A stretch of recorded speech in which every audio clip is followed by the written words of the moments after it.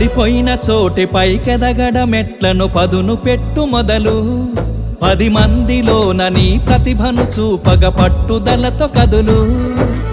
ఏలు పట్టి నడిపించునురా ఎదురైన అనుభవాలు వేల ఏండ్లు వర్ధిల్లునురా నీ విజయ జ్ఞాపకాలు రాదురా ఏ విజయం నీ కోసం నా కోసం ఎటుపోదురా నువ్వు చేసిన కష్టం ఎప్పటికైనా సొంతం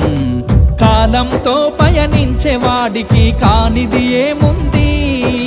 సాధనతోనే సాధ్యమవ్వునని సదాశయంతో సాగర ముందుకు రాదురా ఏ విజయం నీ కోసం